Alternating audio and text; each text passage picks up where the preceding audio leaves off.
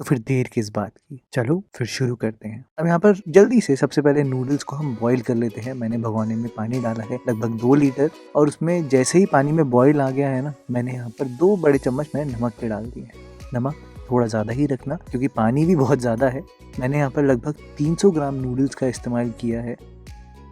जो सबसे दुर्घटना घटने वाली बात होती है ना, वो यहाँ पर होती है। यहाँ पर ऐसे होती है कि नूडल्स आपने हमेशा तब डालनी होती है जब पानी एकदम गर्म हो, बॉइलिंग हो। और दूसरी बात, नूडल्स डालते ही आप नूडल्स को थोड़ा सा स्टर ज़रूर करना 30 सेकेंड्स बाद, जिससे कि वो सारी नूडल्स इवनली पक पाए। ये देखो, थोड़ा सा स्टर ज़रूर करना, और अब कोई और काम मत करना। सच में मैंने बहुत बार देखा है, लोग नूडल्स को बॉईल करते हैं और बॉईल होने के लिए छोड़ देते हैं।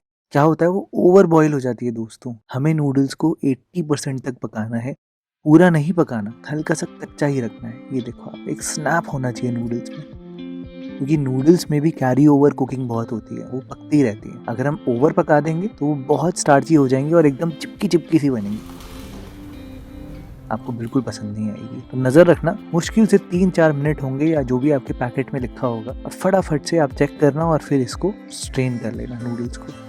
अब ये देखो, मैं आपको दिखाता हूँ अभी नूडल्स कैसे टूट रही है, मतलब टूटते ही रिट्रैक्ट हो रही है, स्नैप हो रही है। ऐसी नूडल्स होनी चाहिए दोस्तों। और नूडल्स को छानते ही आप ठंडे ठंडे पानी से इसको धो लेना, बहुत ज़रूरी है दोस्तों, ताकि नूडल्स की जो कुकिंग है वो एकदम स्टॉप हो जाए और आप सारी नूडल्स को अलग अलग कर पाओ।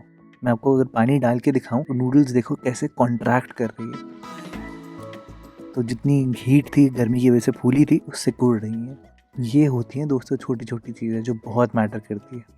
तभी मैंने आपको बोला कि नज़रें वहीं पर गाड़ के रखना। अच्छा, फटाफट से क्या करना है आपने कि नूडल्स को आप धोने के बाद अलग अलग कर लेना, और इसको एक बड़ी सी प्लेट में, एकदम खुले बर्तन में, परात में, थाली में ट्रांसफ़र करना, और इसको थोड़ा सा ठंडा होने के लिए छोड़ देना, थोड़ा सा सूखने के लिए छोड़ देना। अभी इतना पानी है, अगर आप यहाँ पर तेल मिला दोगे ना तो फिर क्या होगा कि सही से तेल लग नहीं पाएगा। ये देखो, मैं आपको निचोड़ के दिखाता हूँ, इतना पानी है दोस्तों नूडल्स में। इसकी बेस्ट बात ये है कि 10 मिनट में बन के तैयार हो जाती है। आप बस नूडल्स को ठंडा होने के लिए थोड़ा छोड़ देना, मुश्किल से 5 मिनट के लिए। 300 ग्राम नूडल्स के लिए मैंने यहाँ पर लिए हैं 2 प्याज। इनको ऐसे लंबे लंबे स्लाइसेस में काटा है, बिल्कुल जैसे नूडल्स होती है ना, वैसे ही कटिंग चॉपिंग करनी है। तो प्याज को आप ऐसे अलग अलग जरूर कर देना। शिमला मिर्च को भी मैंने लंबा लंबा काटा है। रही बात गाजर की, ऐसी स्टिक्स काटने में बड़ी दिक्कत होती है ना, तो आप ऐसा करना कि गाजर को ऐसे स्लांट स्लांट में काट लेना, और फिर जब आप इसको ऐसे एक के ऊपर एक रखोगे ना, तो आराम से आप इसकी ऐसी स्टिक्स निकाल पाओगे। ये देखो आप, है ना, हो गया ना इजी। नहीं तो अगर आपको इतनी मेहनत नहीं करनी तो आप इसको बड़े वाले मोटे वाले ग्रेटर से ना घिस लेना, तब भी आपका काम हो जाएगा, कोई दिक्कत की बात नहीं है। मैंने यहाँ पर थोड़ी सी कैबेज का भी इस्तेमाल किया है। अब कैबेज में क्या होता है कि लोग ऐसे काटते हैं और ये नहीं करते। ओहो, थोड़ी सी पिटाई भी करनी होती है कैबेज की, ताकि उसके जो लच्छे हैं वो खुल जाए और आप इसको एकदम फाइनली लंबा लंबा काट पाओ, बिल्कुल ऐसे। उसके साथ साथ मैंने हरा प्याज लिया है, हरा पार्ट को अलग रखा है, वाइट पार्ट को अलग रखा है, और थोड़ी सी चिली गार्लिक बनाने के लिए मैंने यहाँ पर थोड़ी सी मिर्चें फाइनली चॉप करी है और लहसुन भी करी है।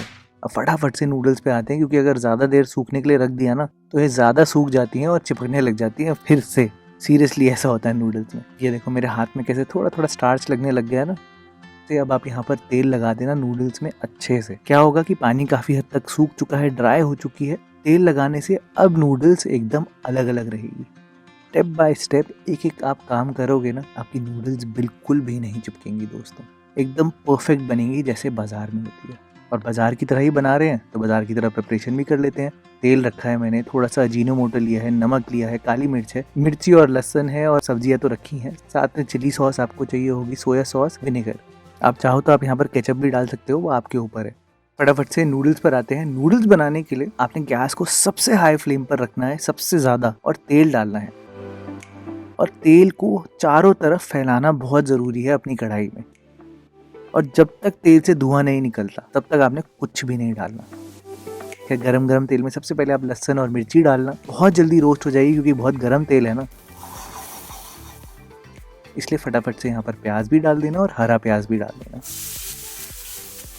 मुश्किल से आपने 60 सेकंड्स तक रोस्ट करना है, बस 60 सेकंड से ज़्यादा नहीं। फिर आप बाकी सारी सब्जी डाल देना, शिमला मिर्च, गाजर और पत्ता गोभी, ये सारी डाल देना। और अब आता है असली काम रोस्टिंग का। यहाँ पर आपने सब्जियों को थोड़ा रोस्ट करना है, एग्जैक्टली मैं सच बोलूँ तो 90 सेकेंड्स तक, 90 सेकेंड्स टू 2 मिनट्स में आराम से रोस्ट हो जाती है सब्जी। आप कोई भी कढ़ाई ले लो उसमें भी हो जाएंगी। हाँ, लेकिन बस हाई फ्लेम होनी चाहिए। और मैं ऐसा इसलिए कह रहा हूँ क्योंकि जो नेक्स्ट स्टेप है ना, उसमें आप टाइम लगाने वाले हो। तो आप क्या करना, सब्जियों को रोस्ट कर लेना, उनको नीचे रखना, वो बैठ जाएंगी सारी।